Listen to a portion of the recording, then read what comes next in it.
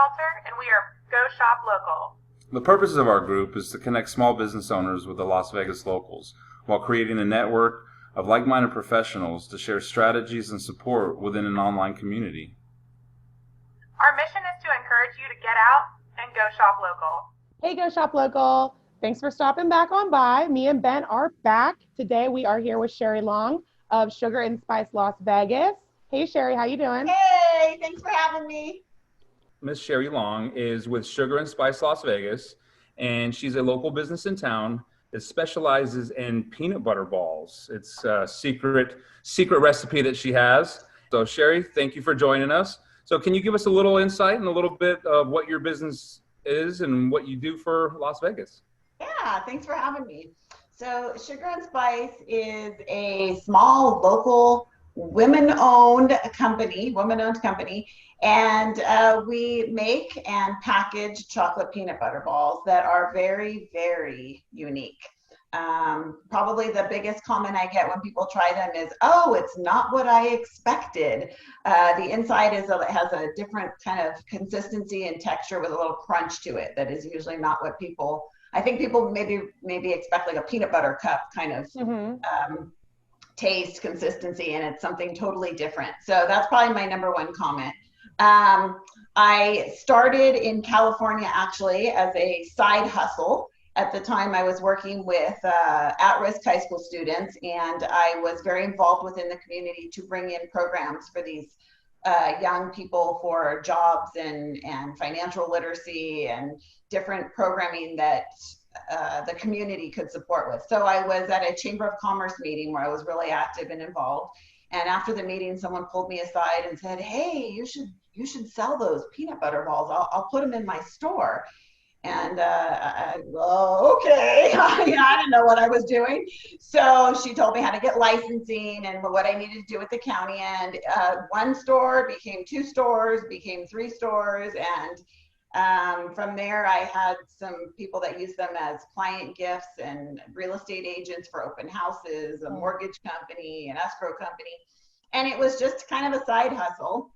And then fast forward 2 years later, we relocated from California to Las Vegas. And I had to let my licensing lapse because it doesn't carry over from state to state or county to county for that matter. So I kind of just let it go. And I ended up employed here in Las Vegas for 2 organizations that will remain unnamed with the highest recorded turnover rate in the state. Whoa. Not 1, but 2. Yeah, it wasn't pretty. The first one I was number 13 out of 47 that jumped ship in a 9-month period. And then in the second one, I was overseeing a charitable giving budget that was not going where it necessarily should be. And I was the 3rd person in that position in 5 months. Wow. So I literally drove away from that job and just said to myself, the universe is telling you to start it up again. And so I did. I was online that day getting information about licensing and working with the health district and the requirements of Clark County. And I started it up with the intention that I would have my own charitable giving side, and I would know exactly where my funds and my product were going, and they would be going to legit programs and sponsorship and organizations and nonprofits. So that was kind of how it all came to be in Las Vegas. And it's been just almost a year. It'll be a year in July. And I have been doing my charitable giving with the intention that I set out to. Of course, as a small business, I'm not doing the ginormous $5,000 sponsorships and whatnot. And so I just had this epiphany that I may not be able to do that now, but I do support different organizations in ways that I can. If it's not financial, it would be a lot of times it's just with product, donating product for baskets or auctions or giveaways, that kind of thing. So I worked with the homeless with a program here in Las Vegas that works to educate the homeless. and kind of get them off the streets through education. Pediatric cancer, foster youth have a strong place in my heart. So I started with the intention to just give back. And my goal is to one day be able to do those $5,000 and $10,000 sponsorships, and support, pet adoption and things like that. So. No, absolutely. And that's the beautiful thing about running your own business and being able to make, have the ability to make those calls is you can do and make right with how you want to run your business. And, you might not think, or some of these businesses might not think that, their monetary value or what they can offer as far as another corporation might be comparable, but every little bit helps. I mean, I always look for ways that we can find and give back, and different things and products we can buy. I have a dog, and, I've found a company that every leash I buy from them, they donate another leash to a dog maybe in need as far as shelters and different things like that. So, to be able to kind of execute your dream and also fulfill the cause that you started for, that's, I think a big part of why people get into it. And when you can be able to help yourself and help others, that's something that you can do for the rest of your life and feel good about it. So kudos to you for that. And I'm sure that as big as you get, the more that you'll be able to reach and do. So let's start. Yeah, no, absolutely. So I wanted to talk to you about your peanut butter balls. So this is, again, you said a unique play on what the traditional peanut butter cup and peanut butter product is. So where did you get the idea for this? Is this like a family secret? Is this something a mad scientist, drinking some wine late at night saying, I got, something that I want to throw together? So where did this idea and where did this peanut butter ball come from? Funny, it was quite the accident. Sometimes the best accidents can turn into great things. I attended a wedding for a friend who had these little peanut butter balls at her wedding as, I don't know, little dessert type things. And I don't know, probably a couple months later, I was in the grocery store and I wanted to make them. And I called her from the grocery store and said, hey, I need that recipe. And she wasn't home. So I was kind of killing time, pushing the cart through the grocery store, just kind of grabbing what I thought was in her recipe, which it turns out was nothing the same. And what I made and what she made, they're both good, but they were totally different. And it just sort of became an accident from there. And that's how it came to be. And I've always been a baker, so I would go to the chiropractor and bring them a platter of these peanut butter balls, and I'd end up at the dentist for an appointment, and I'd just drop off treats to them, for the appointment. And so I was just kind of making them, and just kind of wherever I happened to go on any given day, they would just show up there. And from there, it just kind of spiraled into, somebody tried them, and that's when she said, hey, you should put these in my store. So it actually started as an accident. It wasn't even a recipe to begin with. I didn't even have it. In fact, I still kind of, it's like grandmother, you just know, I still don't have like an actual written down recipe. It's like one of those, it's just, you just know when it's right kind of thing. So.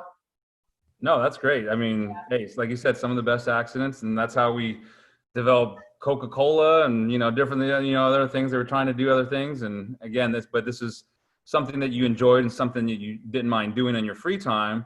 And it's a good note, for a lot of people is you can market yourself and market your business wherever you go, whether you even know that you're marketing yourself.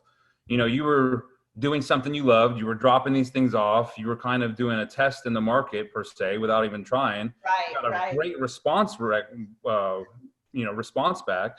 And you said, hey, enough people told you should make a business out of this, and you listened to them. And I'm sure it hasn't been the easiest as far as challenges, as far as getting to the point where you're at. And, some of the things that obviously have been speed bumps and obstacles, COVID-19.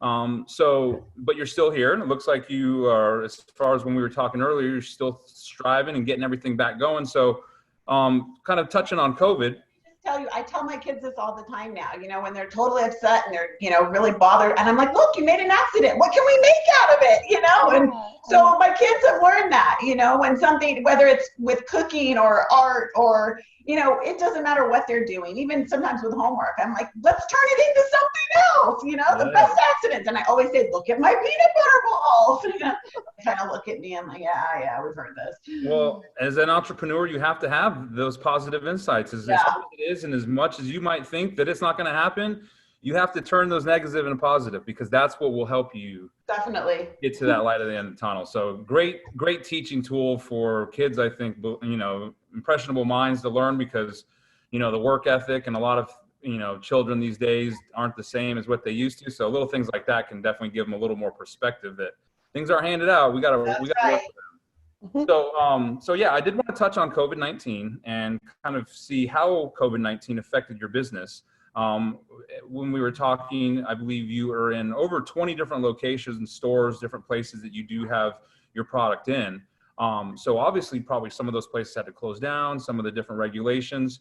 So how did COVID-19 affect your business, and, you know, what did you do to kind of pivot, you know, zig to zag to stay afloat through the 3 months that we were down? Right. Well, I work out of a commercial kitchen, so everything is licensed through the health district in the commercial kitchen, but I don't have a storefront. So my product just goes out into retail venues. Most of them being coffee shops, some independent grocers, a golf course, some wine and spirits places, you know, chocolate and wine, chocolate and coffee, they just go hand in hand. So I was in 25 locations prior to the pandemic and went down to 3 that stayed open. 2 of them being independent grocers, so they were considered essential. And one of them was a coffee shop that was actually in one of the hospitals. So they were able to stay open with that. So my 25 shops went down to 3. So with those 3, still providing for them. However, obviously they weren't as busy. And I also needed boxes. My boxes were on back order for 10 weeks. So as much as I wanted to provide for them, the pandemic caused a back order in my boxes and getting those. So I was kind of in this limbo state where I couldn't really produce a lot. I couldn't really put a lot out. And we were shut in at home. So I, having a background in education, I'm the eternal learner. And I just took the 3 months upon myself to do as much as I can that I could control, I guess, for lack of a better word. I have attended more webinars than I can tell you. I've attended webinars with the Small Business Administration and with coaching and with certification. I became certified as a minority women-owned business enterprise. So I have just attended tons of webinars and funding and grant information. And I just took it upon myself to learn as much as I could. And then in that, I also it forced me into going into e-commerce. Because when, you know, you have no other choice, that's kind of when you're like, I better do something. So it forced me into an e-commerce platform that I think I shied away from, just maybe the fear of the unknown or not feeling adequate enough. And I think when you're forced into learning something, then you have no choice. So I sat down at the computer and created a website and set up a platform and dealt with shipping. I like to say that anybody who starts a chocolate business in July and August can do anything. So yeah, that was, so, you know, and it was trial and error. I mean, you know, the guinea pigs, the friends in different states, I would send them something and say, okay, send me a video and tell me how it looks, you know, tell me what it looks like. And there were a few times that balls became melted patties and I would go back to, you know, the drawing board. And so I've got it down now, you know, I've got the ice packs figured out and the thermal packing figured out and, you know, 2-day shipping, you know, with FedEx. So it was a lot of trial and error, but it forced me to do that. It forced me, and it also gave me the time to do that because I wasn't doing deliveries and whatnot and everything else that, you know, I dedicate my time to. I was home with the time. So consequently, I've been shipping all over the US now. Wow. Yeah, That's amazing. so that's been exciting. And I'm two products. I've got a 4-count box and a 12-count box. Ooh, those So look it's just good. the two products. Yay. Yeah, I want some. we'll test them out. We'll sample them. So, it's been figuring out the box sizes and the shipping, shipping costs and whatnot. But it was a learning experience, and I've mastered it. And there's still things that I'm sometimes like, well, I can do that a little bit better, or, maybe I'll change that a little bit more. But it just put me into a whole new arena. And so, yeah, I like to pull the best out of things. And, as much as nobody likes the shutdown and this pandemic and what it did to everything in small business, I tried to make the best of it. So I think it really kind of gave me a new arena to take the business and go in different directions. No, absolutely. It's good that you had, everybody kind of wants to dip their toe in the pool and kind of see, is it warm? How's it feel? But you just got to jump right in. And that's the only way to kind of go, in terminology of, just doing it. So for you to be able to take that step and just kind of keep knowing that you're going to, there's going to be points where you come to it and you're like, is this right for me? Are you, like I said, you've gotten, God to tell you, hey, maybe this is what I'm supposed to be doing. But then all of a sudden you keep having all these woes and you're like, well, are you telling me now something different? Am I miscommunicating what's going on? But again, that spirit of nothing will take me down, nothing is going to get in my way is, again, time and time again, what we've seen with these successful business owners, the recipe for their success. And, they're not going to stop until they get what they want. And yes, yep, tractor beams. Major focus. Yeah. So, well, good. No, I think a lot of people can learn from that and understand that, the obstacles that you're not going to be able to foresee the future, but how you deal with them is going to, directly make you successful or not. So with going with COVID and going forward, is there any, just like you were kind of saying, even though you could still run your business, you had some back orders of boxes and shipping problems and other companies that maybe have closed their factories down that you relied on. Hopefully most of those companies are coming back and getting back online. As far as COVID's concerned and the new regulations and kind of what we're doing, does that affect your business in any way, or does that create any new challenges for you? Or are you just basically kind of waiting for your stores to open up to take on your product? The challenge for me is not, it's more of like a secondhand challenge, I guess, if you will, because I had these coffee shops all over Las Vegas, and it was a well-oiled machine. They would sit down, they'd sample, they'd say, yeah, let's do it. Product would sell, and I would stop by, I would make a delivery, I'd email the invoice, and I would go on. And now I feel like it's almost like starting over. I can't just go into a coffee shop and just leave 24 boxes and have it be what it was. I feel like it's starting over, and I have to be sensitive to the fact that, do you still want product? I know a lot of them are conservative. They're watching their spending. They're trying to see, what their customer base is going to be and how their sales are going to be. So for me, it's almost like starting over. It's just having to contact them again and ask if they're interested, and, do they want to take a full order or a half order or see how things go, so it's not, I don't want to say easy, but it's not as smooth as it was, prior to the pandemic and the shutdown. You just got to go and kind of get a new game plan, kind of approach it differently, where you can kind of go, all right, let's figure out how we can get the attention of these business owners and get, the things that you need out of them for them to take on your product, but understanding that, they have all these regulations, they have all these things. It just might not be the easiest transition for them, but it looks like you're trying to look at it and go, how can I make this easy for them? Help me help you type of thing. And if they're, some of them are still they're open, but they're still doing curbside.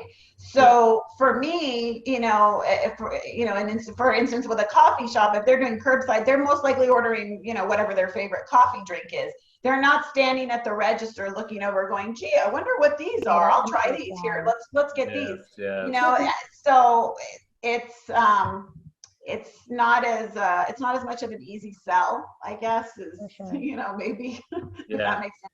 Well, no, and like you said, you went and you're touching and dabbling with e-commerce now, and that's something that before we kind of we have experience in, and we've definitely had our ups and downs with. It's a scary place to get into. But again, just like we've told other people, there's a lot of people that didn't want to take on the computer. They wrote everything down. They had a 10 key. They did things the old fashioned way, and they can go and pull records for 20, 30, 40, 50 years.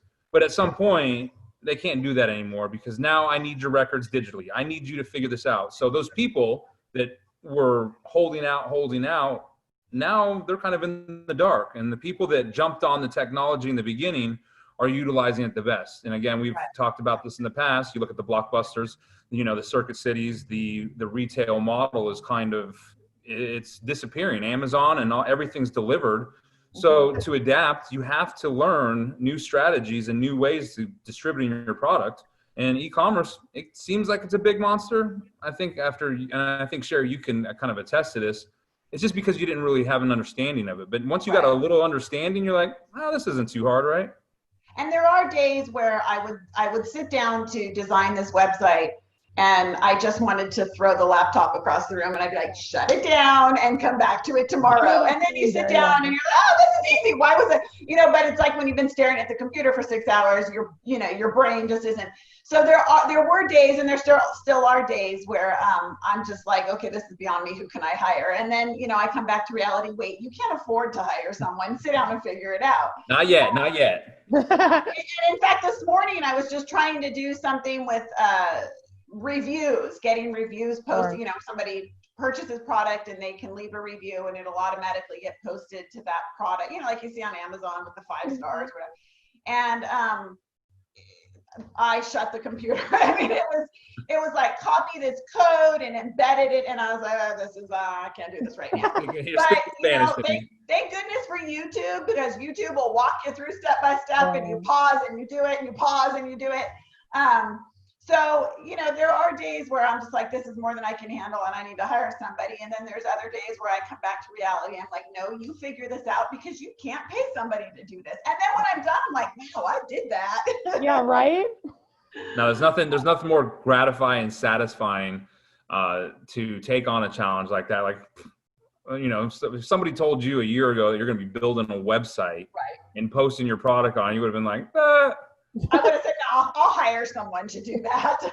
Exactly. But and now I look at it and I'm like, damn, that's a cool looking website. Exactly. So you took the reins and you said, hey, I'm going to figure this out. And maybe it wasn't as scary as you thought it was. So that's a good, message for, again, we're trying to help, small businesses also that maybe aren't small businesses yet, because just like your idea, it all starts with an idea, and the execution is how you turn that idea into a reality.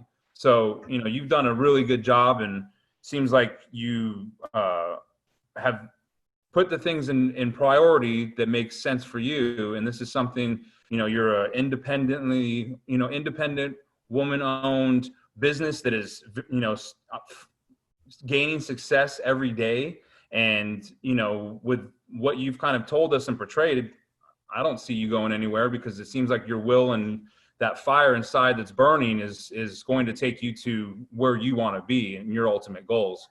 So for people that maybe don't have that fire and don't have the confidence and again, haven't taken that step yet, if you could share maybe one thing, 2 things, whatever you have, something that can resonate with them and help them say, you know what, that makes sense. Something, a strategy, a support system, whether it was your family, what has helped you get to where you're at, because nobody can do it by themselves. Very few, it usually takes support system. So how did you get where you're at? And is there anything you can share with, those business owners? Yeah. Well, how every so often you read something or someone tells you something and it just sticks. And sometimes people don't even know. Sometimes they say something to you and they don't even know that what they said was so significant.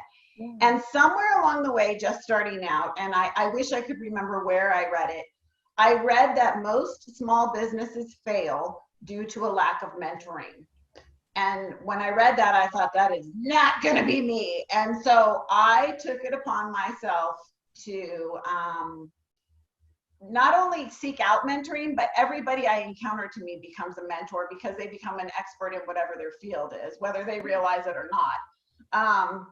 So I did find formal mentoring. I mean, and it's all free. I mean, there's so many resources out there at no cost. And I think it's just being resourceful enough to find them or ask about them.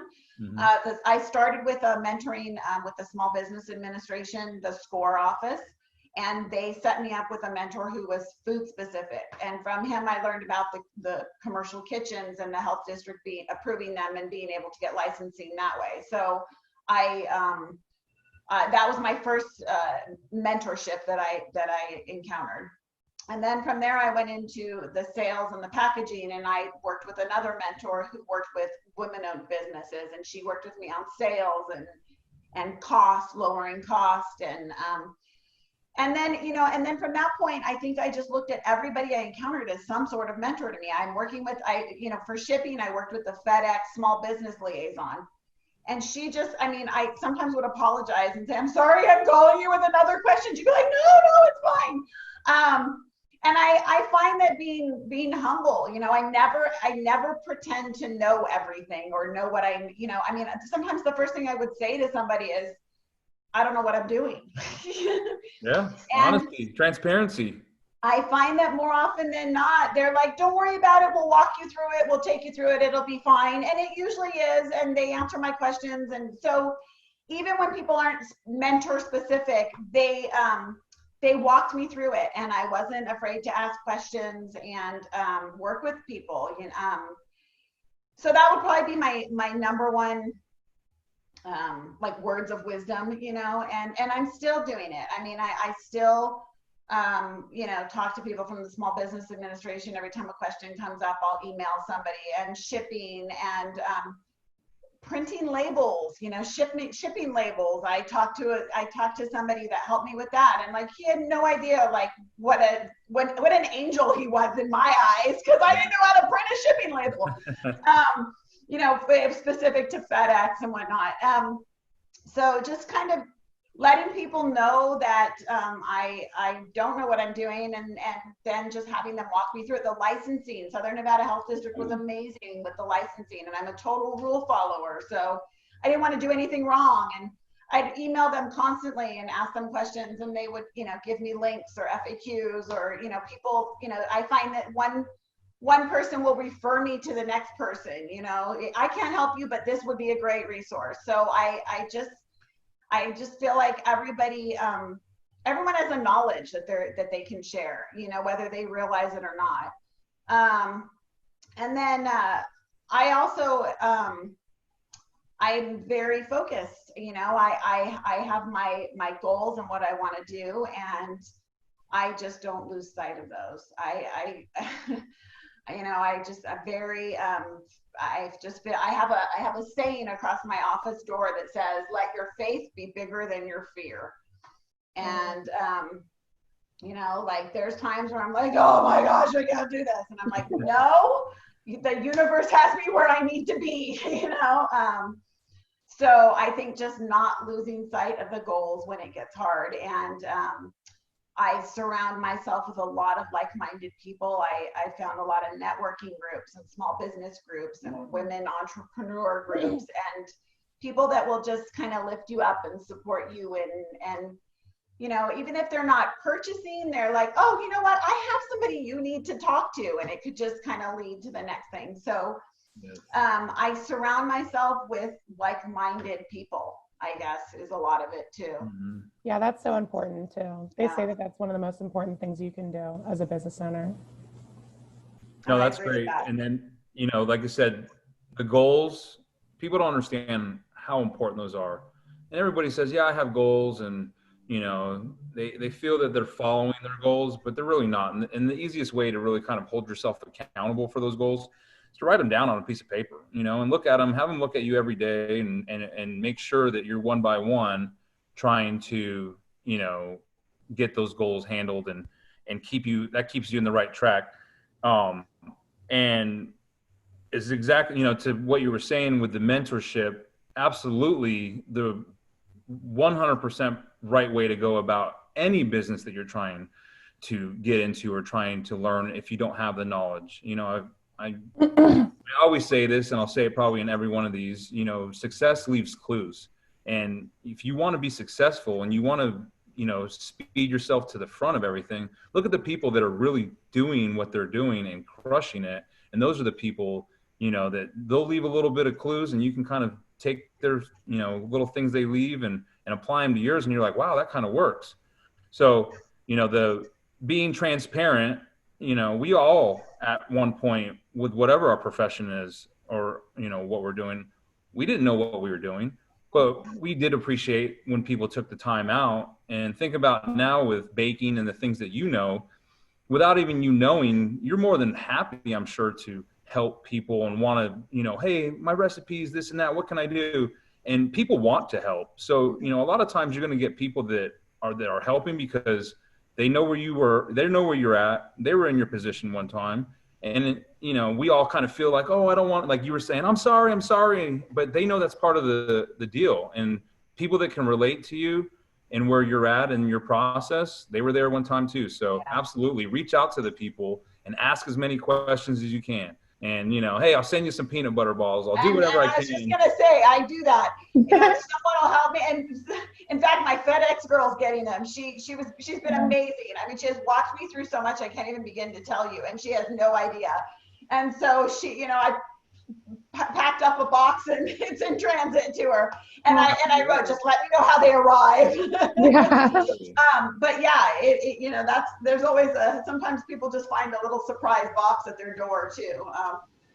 Bribery always helps with everything. For sure. Especially sweets and chocolate. Woo! Yeah. And peanut butter and chocolate are just, peanut butter's my favorite, so that's why we were like, okay, we're definitely going to talk to this girl. So, yes, you will sample. I love peanut butter. You will sample for sure. But yeah, I think it's just asking questions, accepting help, being humble, and then with the teaching background, one of the things that is always significant is they say that when you are a master at something, you are when you are able to teach it to somebody else. Yeah. So a lot of times in the classroom, students would be helping another student because it solidifies whatever they're doing, So, if somebody turns around and says to me, hey, what can I do? I'm more than happy to say, well, look, here's the steps and this is great, and talk to this person. And, and I've referred some other small businesses for different, to different organizations or different contacts that, have been amazing and they want to help. And I'm like, reach out to this person. It would be a great connection for you. And so, I always want to turn around and give back as much as I, received from other people too. Absolutely. Oh, well, good. Well, I think that pretty much kind of answers the questions that we were, wanting to find out about you, Miss Sheri, and SugarandSpice Las Vegas. So before we end, we're going to post everything as we do in our, bios. So we're going to make sure that we have all her information and everything for her to be found, and for everybody that's watching this that maybe has the sweet tooth kind of starting to talk to them. Miss Sheri, where and how, is there a website that we can go and get check out your peanut butter balls, or what's the best way to find you?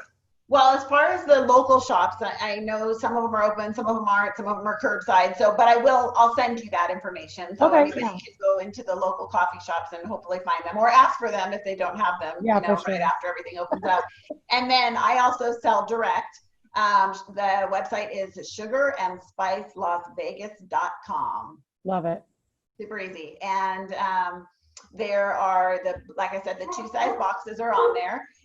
There's shipping, but I also do free delivery within the Las Vegas Valley. So anybody that buys on the website can just check delivery for local delivery, and then it'll be delivered at no cost. And you said there's no upcharge in shipping for melted and unmelted chocolate. It's all going to come unmelted, correct? It's guaranteed. If you end up with patties instead of balls, then I'll ship another box. I also, I'm doing retail, wholesale, online, and then I also have singles that are sometimes done for weddings or parties, table favors, that's good to takeaways, know. that kind Good of to thing. know.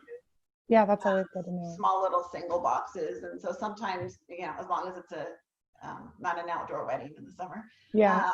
Well, you did hear that, ladies.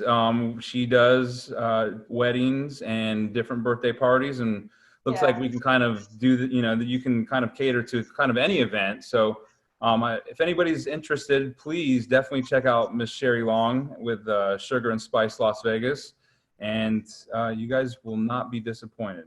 So thank you, Miss Sheri. I'm going to end it with that, but do you have anything else that you'd like to add, or anything else you'd like to say?